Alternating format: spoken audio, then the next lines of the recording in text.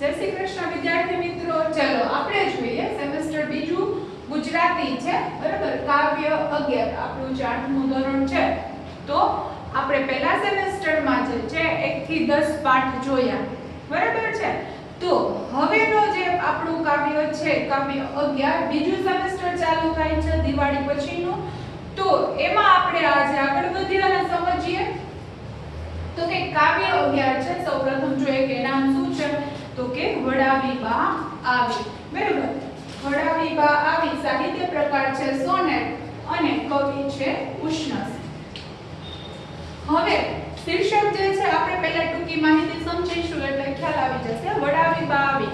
તો બાળ મિત્રો, આ કાવ્યમાં જે છે એ વાત્સલ્ય મૂર્તિ માં, જેને કહેવાય ને કે માં જે છે એ કેવી હોય છે, તો કે હંમેશા જે છે પોતાના બાળકને સ્નેહ પ્રેમ હંમેશા એના પર વરસાવતી હોય છે.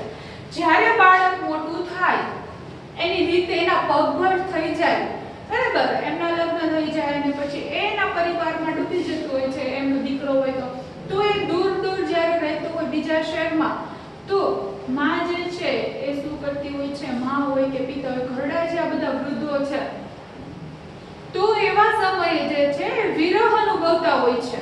એકલવાયું જીવન એમને લાગતું હોય છે. ખુશી હોય, રજાઓ તહેવાર આ તે બધું હોય તો એ જે છે કે થોડા દિવસો સુધી એમના ધંધા કે નોકરીમાં છૂટી હોય એટલે એમના બાળકો આવ્યા હોય એમના પરિવાર સાથે, જે વૃદ્ધો હોય ના દીકરાઓ, પણ એ થોડી વાર સુધીની જ ખુશી હોય છે, બરાબર. પછી તો એ પાછા જતા જ રહેવાના છે. તો ત્યારે જે વૃદ્ધો, જે વડીલો છે, એ જે વિયોગ અનુભવે છે, એકલવાયું જે જીવન અનુભવે છે, બરાબર, એની વાત કરી છે. વડાવી બા આવી માં જે છે એ જોઈએ. હવે સાહિત્ય પ્રકાર છે સોનેટ. સોનેટ જે છે એ તમારે પહેલી વાર આવ્યું છે, પહેલા સેમેસ્ટરમાં નહોતું. તો ઉર્મી કાવ્ય આપણે આવે છે, પ્રકૃતિ ગીત આવે છે. હવે જે સોનેટ છે, બરાબર, તો આજે આપણે સોનેટ એ કાવ્ય સાહિત્ય પ્રકાર છે તો એના વિશેની સમજ મેળવીશું, બરાબર. કવિ જે ઉષ્ણસ છે આ સરસ મજાની કાવ્યની રચના કરી છે તો એની સમજ પણ મેળવીશું. પણ બાળ મિત્રોની પહેલા કવિ ઉષ્ણસ જે છે, બરાબર, એમણે આ કાવ્યમાં શું કહ્યું છે તે સમજીએ.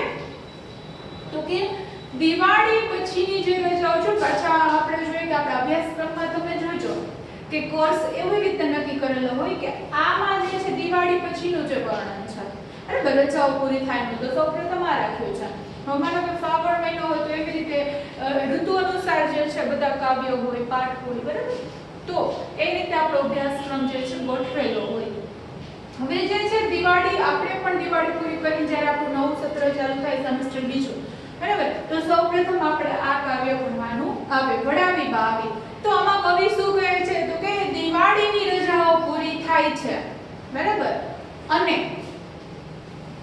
દૂર દૂર, બરાબર, જેના એ જે વૃદ્ધ છે, બરાબર, વૃદ્ધો માતા અને પિતા જે છે તો દૂર દૂર એના સંતાનો જે છે એ નોકરી માટે ધંધા માટે વસેલા હોય છે, બરાબર. વસેલા એટલે ત્યાં રહેતા હોય છે, કારણ કે શહેરોમાં ઘરથી દૂર જે લોકો રહેતા હોય ને પૈસા કમાતા હોય તો એ દિવાળીની રજાઓમાં પોતાના બાળકોને લઈને આવ્યા હોય છે. પણ રજા પૂરી થતાની સાથે જ વારાફરતી બે દીકરા હોય તો બંને દીકરાઓ વારાફરતી ચાલ્યા જાય છે. હવે એક દિવસ જે છે તો માતા પિતાને ખબર હોય છે કે હવે કાલ સવારે આપણા દીકરો વહુ છે એમના બાળકોને લઈને ચાલ્યા જવાના છે. એના પછીના દિવસે જે નાનો દીકરો ને એની વહુ જે છે નવા લગ્ન એમના થયા છે તો એ જવાના છે. તો આવી વાતથી ચિંતિત હોય છે અને ઘરમાં વૃદ્ધ ફોય હોય છે, બરાબર, વિધવા જે ફોય છે ઘરડા અને બા બાપુજી. તો આ ત્રણ વૃદ્ધો જે રહેતા હોય છે અને આગલી રાતે આવી એમને ચિંતા થાય છે, વિરહ, બરાબર, કે કોઈ જતું રહે પછી આપણે જે છે, બરાબર, આપણને એની યાદ આવતી હોય તો જાણે એવું લાગે છે કે વિરહ તો હવે ઘર કરીને બેસી ગયો, હવે જે છે કે એને એ રીતે જ પાછું જીવવું પડશે, એકલવાયું. આ ખુશી તો થોડા દિવસની હતી, દિવાળી પૂરી થઈ અને એના બાળકો પણ જતા રહેવાના, એવું પાછું કરી અને ત્રણેય મિત્રો વૃદ્ધો એ ચિંતા કરીને પાછા રાત્રે સૂઈ જાય છે. બીજા દિવસે સવારે જે છે મોટા ભાઈ અને એમની પત્ની એમના બાળકોને લઈને ચાલી નીકળે છે. ભાઈને વડાવા જાય છે બસ સુધી, બરાબર. કારણ કે જે લોકો જે છે એ શહેરમાંથી ગામડામાં આવ્યા હોય, આપણે પણ જોઈએ કે આપણે પણ અહીંયા રહીએ છીએ શહેરોમાં, ને વૃદ્ધો જે છે વડીલો એ ગામડે રહેતા હોય છે. તો તમે જ વિચારો, બરાબર, તમે મમ્મી પપ્પા સાથે જાઓ તો આખું ફેમિલી આપણે ગયા હોય ત્યાં, એ લોકો તો ત્યાં એકલવાયું જીવન જીવતા હોય, એમને શહેરમાં કદાચ ન ફાવતું હોય, બને કેવું એટલા માટે ન રહેતા હોય. પણ તો આપણે જેટલા દિવસ રહીશું તો એટલા દિવસ જે છે ને શું થશે, મજા આવશે, એનો પરિવાર હર્યો ભર્યો લાગશે, બરાબર. તો અને પછી જ્યારે આપણે જવાનું થાય એની આગલા દિવસે જ એ લોકો જે છે એમના મોં જે છે કેવા થઈ ગયા હોય છે, ઉદાસ થઈ જતા હોય છે.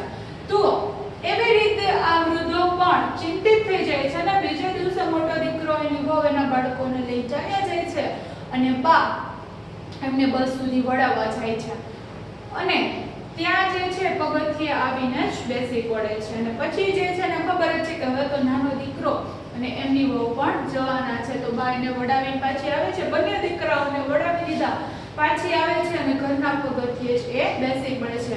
મતલબ ભાંગી જાય છે, પોતે એકદમ ઉદાસ થઈ જાય છે. શું કામ? એમ તો કે જે ઘર અત્યાર સુધી હર્યું ભર્યું હતું, હવે એમાં એ જે સરસ મજાની એ શાંતિથી આખો પરિવાર સાથે રહેતો હતો એમાં ભંગ પડ્યો, બરાબર. કારણ કે હવે તો જે છે એકલવાયું જીવન જીવવાનું પાછું આવી ગયું, એવી જે છે ચિંતા થવા લાગે છે. તો અહીંયા જે છે આ વૃદ્ધ વડીલો જે એકલવાયું જીવન વિરહ અનુભવે છે એમની વાત કરી છે.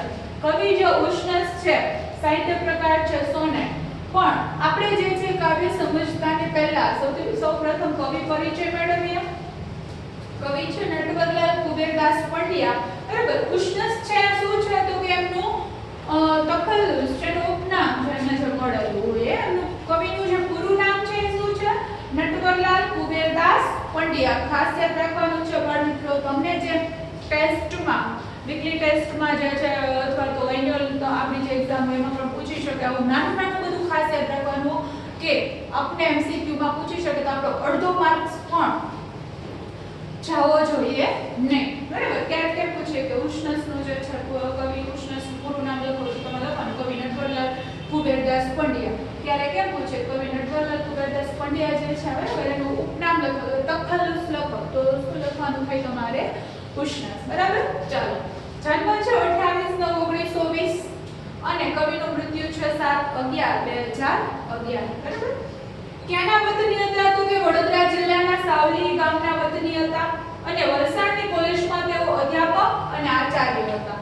અધ્યાપક મતલબ પહેલા જે છે, બરાબર, પોતે શિક્ષક તરીકે રહી ચૂક્યા હતા, ત્યાર પછી એ જ કોલેજમાં પોતે આચાર્ય તરીકે પણ રહ્યા છે. કાવ્ય સંગ્રહો ક્યાં છે કવિના તો કે પ્રસૂન છે, આગ્રા, નેપથ્ય, તૃણોગ્રહ, સ્પંદ અને છંદ, આ બધા એમના કાવ્ય સંગ્રહો છે. હવે જોઈએ કે કવિની નોંધપાત્ર લાક્ષણિકતા કઈ છે, કે કવિ જે છે ઉષ્ણસ્વરના કાવ્યો કયા પ્રકારના હોય છે, એમાં મુખ્ય વિષય શું હોય છે જોઈએ તો કે વાત્સલ્ય ભાવ નિરૂપતા કુટુંબ ચિત્ર હોય છે ખાસ તો, બરાબર. અહીંયા પણ એવું છે પરિવારનું જે છે આખું સરસ મજાનો હર્યો ભર્યો પરિવારની એની બધાની વાત કરી છે. ગ્રીષ્મ અને વર્ષાના મનોહર પ્રકૃતિ વર્ણનો અને કાવ્યમાંથી સ્ફુરી રહેતું ચિંતન વગેરે આ એમની નોંધપાત્ર લાક્ષણિકતાઓ છે, બરાબર છે. ત્યાર પછી આપણે કાવ્ય સમજીએ એની પહેલા આપણે સાહિત્ય પ્રકાર છે સોનેટ, બરાબર. તો આપણે એની સમજ મેળવીએ.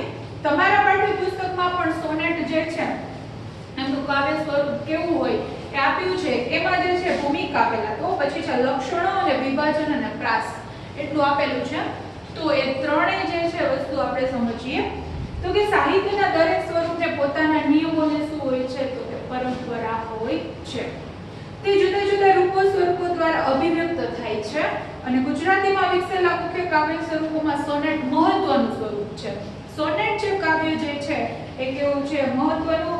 સોનેટ મૂળ વિદેશી સ્વરૂપ છે, બરાબર. આપણું જે છે એ ભારતનું નથી.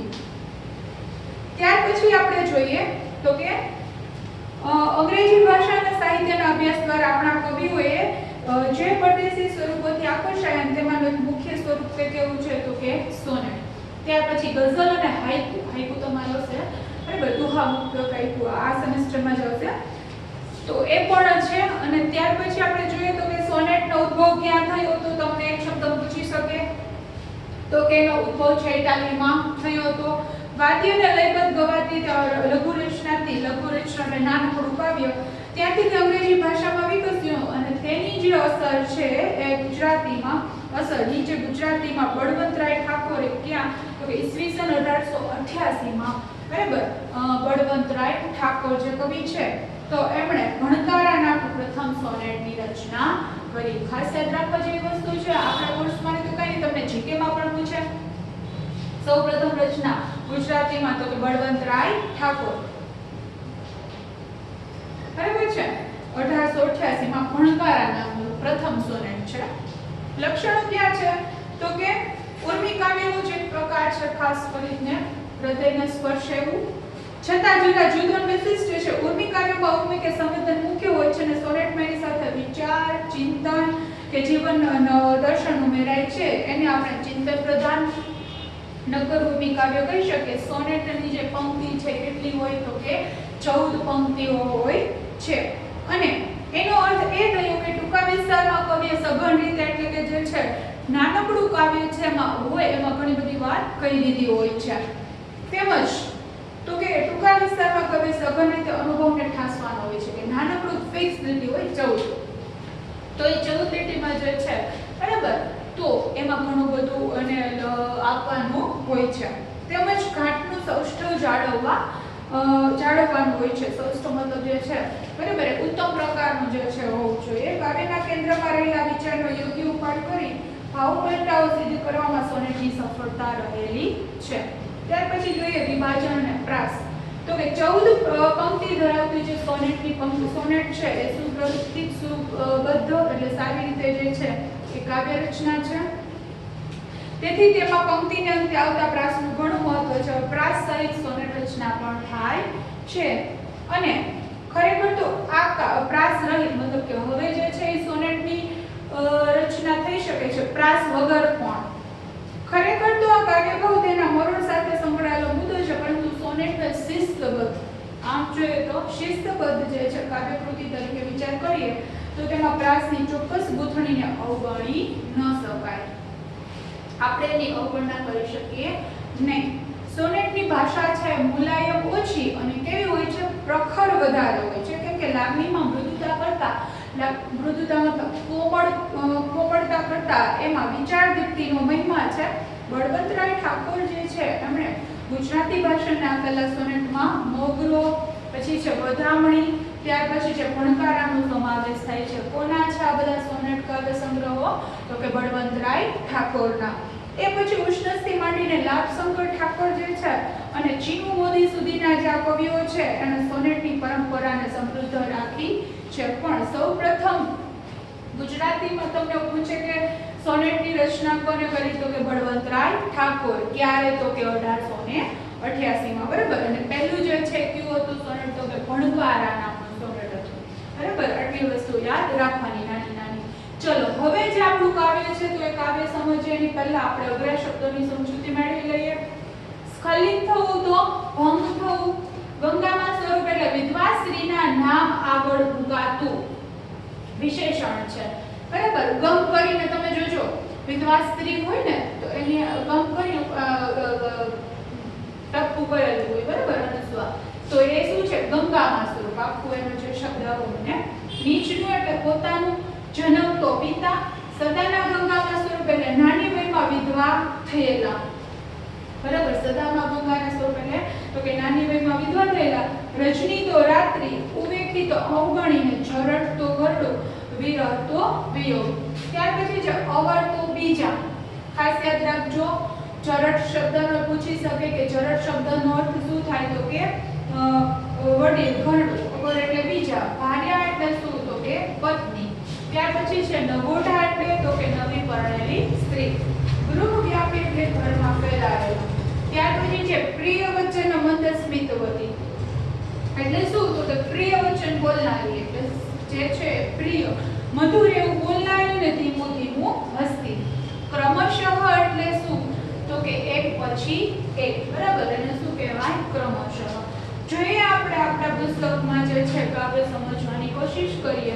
શબ્દો અઘરા છે પણ થોડું જે છે ધ્યાન આપજો. એવું લાગે તો 2-3 વાર પણ જોઈ લેવાનું. જોઈએ આપણે રજાઓ દિવાળી તણી થઈ પૂરી. રજાઓ જે છે એ દિવાળી તણી મતલબ જે છે દિવાળીની જે બધી રજાઓ પૂરી થાય છે અને ઘર પહોંચી અને ઘરમાં જે આખું પરિવાર એક સાથે હતો. દહાડાઓ કેરી સ્ખલિત થઈ શાંતિ થમી. દહાડા મતલબ જે છે એ દિવસો સુધીની જે શાંતિ હતી. સ્ખલિત થવું મતલબ આપણે પહેલા જોઈ ગયા કે ભંગ થવું, બરાબર. તો એ શાંતિ જે છે પહેલા જે શાંતિ હતી એમાં શું થાય છે તો કે જે દિવસો દિવાળીના દિવસો હતા, રજાઓના દિવસો હતા. દિવાળીની રજાઓ એટલે મોટો તહેવાર કહેવાય, ઘણા દિવસની રજાઓ હોય બધાને. તો એ રજાઓ પૂરી થાય છે અને આખો પરિવાર હર્યો ભર્યો હતો તો હવે એમાં ભંગ પડે છે. વશેના ધંધાર્થે દૂર સુદૂર સંતાન નિજના. દૂર સુદૂર કે નિજના એટલે પોતાના જે સંતાનો છે એ દૂર દૂર ધંધા માટે વસેલા હતા. જવાના કાલે તો જનક જનનીને ઘર તણા. હવે તો એ જનક જનની, જનક એટલે પિતા, જનની એટલે માતા. તો હવે તો એ જે છે માતા પિતાના ઘરેથી પાછા જ્યાં પોતે ધંધા માટે વસે છે તો ત્યાં હવે પાછા જતા રહેવાના છે. સદાના ગંગામાં સ્વરૂપ ઘોડા કોઈ સહુએ લખાયેલું કર્મે વિરહ મિલને તે રજનીએ. બરાબર. મિલને મતલબ છે આગલી રાત્રે. સદામાં ગંગાના સ્વરૂપ એટલે તો કે નાની વયમાં વિધવા થયેલા જે ફોઈ છે, બરાબર, ગંગા સ્વરૂપ જેને કહેવામાં આવે છે. તો એ વિધવા ફોઈ નાની ઉંમરમાં જ વિધવા થાય છે અને આ લોકોની સાથે જ રહે છે, બરાબર, પોતાના ભાઈ સાથે જ. તો અને માતા પિતા જે છે તો એમણે શું જોયું તો કે આગલી રાત્રે એમણે એવું જોયું કે આપણા કર્મે કે આપણા નસીબમાં તો વિરહ જ લખાયેલો છે. એકલવાયુ જીવન જીવવાનું છે. નિહાળ્યો સૌ વચ્ચે નિયત કરી બેઠો નિજ જગા. નિહાળ્યો મતલબ જોયો. એવું લાગે છે કે પોતાની વચ્ચે પોતાની એ લોકો બધા બેઠા છે તો એની વચ્ચે પોતે જગ્યા કરીને બેઠો હોય. ઉવેખી એને સૌ જરઠ વળી વાતે સૂઈ ગયા. અને તો એવું લાગે છે કે આપણી વચ્ચે આ જે વીરો પોતાની જગ્યા કરી પોતાનું આસન કરીને બેસી ગયો હોય, જાણે જવાનું નામ જ નથી લેતો એવી રીતે બેઠો છે. અને પણ ઉવેખી મતલબ એની જે અવગણના કરી અને એ ત્રણેય વૃદ્ધો છે, વડીલો, માતા પિતા અને વૃદ્ધ ફોઈ છે, તો એ ત્રણેય સૂઈ જાય છે. સવારે ભાભીનું ભર્યું ઘર લઈ ભાઈ ઉપડ્યા. બરાબર. મોટા ભાઈ જે છે ભાભીનું ભર્યું ઘર એટલે કે પોતાના ભાભીને અને પોતાના બાળકોને લઈ અને ત્યાંથી નીકળે છે. ગઈ અડધી વસ્તી ઘર થઈ ગયું શાંત. સબરું એટલે બધું આખું ઘર જે છે કેવું થઈ ગયું તો કે શાંત થઈ ગયું અને અડધી વસ્તી છે ઘરમાંથી મતલબ કે અડધા લોકો જતા રહ્યા એટલે ઘર કેવું થઈ ગયું એકદમ શાંત. બરાબર. મોટા ભાઈ છે એમની પત્ની ને એમના બાળકો. બપોરે બે ભાઈ અગર ઉપડ્યા લઈ નીચની. બરાબર. અગર એટલે બીજા જે ભાઈઓ છે તો કે નિજની મતલબ પોતાની જે છે એ ભાર્યા એટલે પત્નીઓને લઈને. નવોઢા ભાર્યાઓ પ્રિય વચ્ચેના મંદ સ્મિતવતી. નવોઢા એટલે પોતાની જે પત્નીઓ છે, બીજા જે નાના ભાઈઓ છે, બરાબર, નવોઢા કે હમણાં જ એમના તાજેતરમાં જ જે લગ્ન થયા હોય નવી પરણેલી સ્ત્રી તો કે એમની જે પત્નીઓ છે, બરાબર, એમને લઈ અને પ્રિય વચ્ચેના મંદ સ્મિતવતી એટલે પ્રિય બોલનારી, મીઠું મીઠું બોલનારી, ધીમું ધીમું હસનારી. તો કે એ એમની જે પત્નીઓ છે એમને લઈને બીજા બે ભાઈઓ બપોરે નીકળી પડે છે. એટલે એક જ દિવસમાં બધા છે જતા રહ્યા અને ઘર કેવું થઈ ગયું? શાંત થઈ ગયું. વડાવી બા આવી નીચે સકલ સંતાન ક્રમશઃ. બા એક પછી એક ક્રમશઃ એટલે એક પછી એક પોતાના જે દીકરાઓ છે ને વડાવીને આવે છે, બરાબર, ગામના પાદર સુધી બસ સુધી મૂકીને આવે છે. વડાવીને મતલબ વિદાય કરીને પછી શું જોવે છે? ગૃહ વ્યાપી જોયો વિરહ પડી બેસી પગથિયે. ગૃહ વ્યાપી એટલે ઘરમાં ફેલાયેલો, બરાબર, એ શું જુએ છે? વિરહ જુએ છે. બરાબર. કે ઘરમાં જે વિરહ ફેલાઈ ગયો હતું એવું પાછું ઘર છે થઈ જાય છે. માત્ર કોણ જ રહે છે ઘરમાં? તો કે ત્રણ વૃદ્ધો, ત્રણ વડીલો છે એ રહે છે અને પોતે એ વિરહને જોઈ અને ઘરના પગથિયે જ બેસી પડે છે. બરાબર.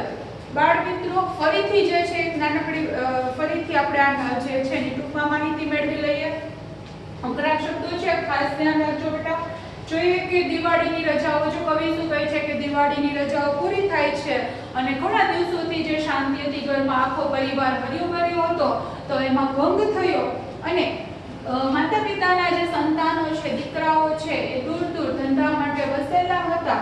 હવે કાલે તો એ જવાના છે, બરાબર. સદાના ગંગામાં સ્વરૂપ. તમને એક વાક્ય પૂછી શકે કે દીકરાઓ જે છે એ દૂર શું કામ વસેલા હતા, તો કે ધંધા માટે જે છે વસેલા હતા. હવે શું જોઈએ છે તો કે નાની વયમાં વિધવા પામેલા ઘરડા ફોય અને જે માતા પિતા છે, તો આગલી રાત્રે જે છે એ વિરહ અનુભવે છે, એમને ચિંતા થાય છે કાલે તો બધા વયા જશે. અને તો એ વિરહ જે છે ત્રણેય વૃદ્ધો વાતો કરતા હોય છે, બરાબર, બેઠા હોય છે. તો જાણે વિરહ એની એ ત્રણેયની વચ્ચે પોતાનું આસન કરીને બેસી ગયો હોય, જવાનું નામ ન લેતો હોય એવો અનુભવ કરે છે. પણ એ ત્રણેય વૃદ્ધો એ વિરહને અવગણીને જે છે સૂઈ જાય છે. પછી શું થાય છે તો કે સવારે મોટા ભાઈ એની પત્નીને લઈને અને એના બાળકોને લઈને ચાલી નીકળે છે, બાઈને વડાવવા જાય છે. અને આમ જે છે એ બાળકો એના દીકરા અને એની પત્ની ગયા એટલે અડધું ઘર ખાલી થઈ ગયું. બપોરે જે છે બીજા બે નાના ભાઈઓ હતા, એમના જે તાજેતરમાં લગ્ન થયા હતા, તો એમની જે પત્નીઓ છે, બરાબર, તો એના માટેનો શબ્દ વાપર્યો છે કવિએ પ્રિય વચન મંદ સ્મિતવતી, એટલે પ્રિય વચન બોલનારી, ધીમું ધીમું હસનારી. તો એ પણ જે છે પોતાની પત્નીઓને લઈને ચાલ્યા જાય છે. આમ બા જે છે વારાફરતી પોતાના સંતાનોને વડાવીને આવે છે. તો જાણે પછી જ્યારે ઘરે આવે છે તો એવું લાગે છે કે વિરહ જે છે વિરહ ઘરમાં ગૃહવ્યાપી, એટલે કે આખા ઘરમાં વિરહ ફેલાઈ ગયેલો હોય એવું લાગે છે. હવે તો એવું લાગે છે કે ત્રણેય વૃદ્ધોએ, વડીલોએ, બરાબર, કે એકલવાયું જીવવાનું છે. જે સુખ હતું એ જે છે એ કેટલા દિવસો માટે હતું, તો કે થોડા દિવસો માટે હતું. કારણ કે જેમ રજાઓ પૂરી થવાની છે, તહેવારો કંઈ તો રહેવાના ન હોય રોજે રોજ, એ તહેવારો 5-6 દિવસના પૂરા થાય, ફરી પાછા દીકરાઓ છે જતા રહેતા હોય છે. તો આપણે પણ બાળ મિત્રો એવો તમે અનુભવ કર્યો હશે.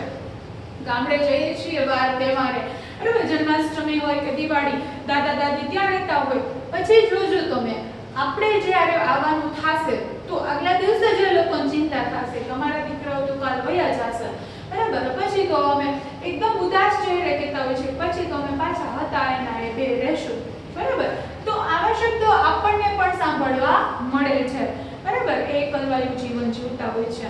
તો આપણે જે છે આ કાવ્યના આધારે બેટા તમે લોકો પણ સરસ રીતે વાત્સલ્ય મૂર્તિમાં, બરાબર, માં વિશે જે છે તમે મૌલિકતાથી લખી શકો. નિબંધ પૂછાય પરીક્ષામાં તો, બરાબર છે, કે માનો જે પ્રેમ છે કેવો હોય છે.